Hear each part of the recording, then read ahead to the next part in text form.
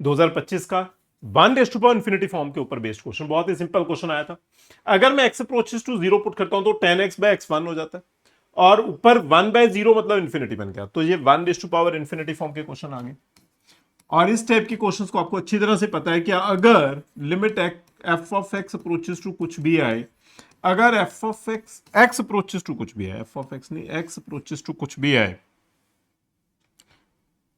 x approaches to कोई भी number आए, और हमारे पास f of x raise to power g of x जो है इस फॉर्म में आ जाए, तो हम इसे कैसे सॉल्व करते हैं? हम इसे सॉल्व करते हैं, लिमिट आप किसी भी जगह पे लिखो, नीचे या ऊपर, limit x approaches to e raise to power f of x minus 1 into g of x। ये बहुत ही स्टैंडर्ड सा एक मेथड होता है, बहुत ही बार यूज करते हैं हम, इस रिजल्ट को बार बार यूज करते हैं।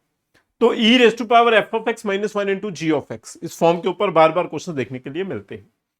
बहुत इजी क्वेश्चन था, तो क्या बनेगा इस केस में? तो हम क्या 1⁻∞ फॉर्म आ गया, तो मैं लिख सकता हूं e, देखो मैं लिमिट चाहे बाहर नीचे लगा दूं चाहे ऊपर लगा दो, उससे कोई फर्क नहीं पड़ता, x अप्रोचेस टू 0, तो ये बचेगा f ऑफ x माइनस 1, ये हो गया f of x minus 1 into g of x।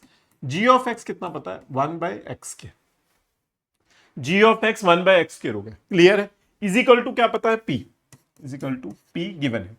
अब इस केस में मैं एलसीएम लगाता हूं, यहां पे एलसीएम आएगा तो ये कितनी टर्म बन के आएगी? e limit x approaches to 0, 10x minus x हो जाएगा, ऊपर चला जाएगा माइनस x, होल डिनोमिनेटर में x है, x ये x स्क्वायर से मल्टीप्लाई कर दोगे तो x क्यूब हो जाएगा, x क्यूब हो जाएगा इजिकल टू p।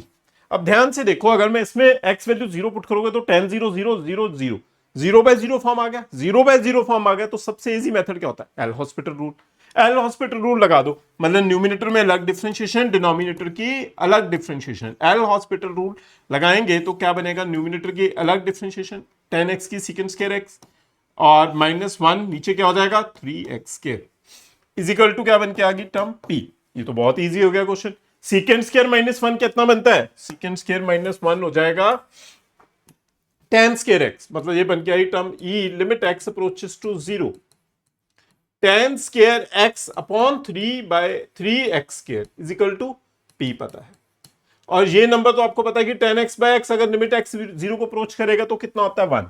तो हमारे पास जो रिमेनिंग फाइनल टर्म बन के आ गई e raise to power 1/3 equal to p आ गई, क्लियर है? बट ये इंटीजर बेस्ड क्वेश्चन था, इसलिए इसने कुछ इस फॉर्म में क्वेश्चन दे दिया, मतलब दोनों तरफ क्या लगा दो? लॉग, मतलब नेचुरल लॉग लगा देते हैं हम दोनों तरफ। नेचुरल लॉग मतलब विद द बेस e के साथ, उसे हम ln भी लिख सकते हैं, ये पता होगा। तो मैं इसे 1/3 आगे शिफ्ट कर दूंगा, log e equal to log p बच गया। ln e कितना होता है? 1, पता ही ln e कितना होता है? 1, ln e 1 हो गया, इसे log p आ गया। हमने इसे किससे मल्टीप्लाई करना है अकॉर्डिंग टू क्वेश्चन? 96 के साथ। मैं इसे 96 के साथ मल्टीप्लाई कर देता हूं दोनों साइड, मतलब 96 से मल्टीप्लाई, ये आ जाएगा कैंसिल करके 32, मतलब 96 ln p का जो आंसर आया वो आया 32। तो हमारा फाइनल आंसर, क्योंकि न्यूमेरिकल बेस्ड क्वेश्चन था, तो 32 ही फाइनल आंसर था। बहुत ही इजी सा क्वेश्चन। Thank you student.